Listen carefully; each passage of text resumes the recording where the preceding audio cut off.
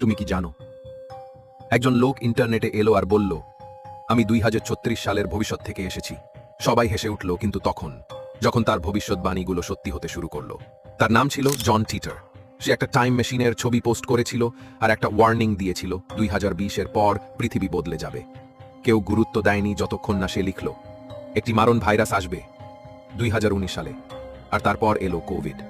সে আরও ভবিষ্যতের ঘটনা জানিয়েছিল, আমেরিকায় গৃহযুদ্ধ, ইন্টারনেট নজরদারি আর মানুষের বিরুদ্ধে এআই এর উত্থান।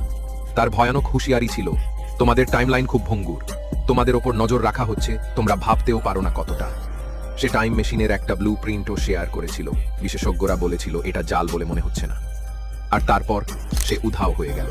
না কোনো আইপি, না কোনো ট্রেস, কিছুই না। সত্যিকারের টাইম ট্রাভেলার নাকি ইন্টারনেটের সবচেয়ে বড় রহস্য? এরকম আরও চমকে দেওয়া তথ্য পেতে সাবস্ক্রাইব করো।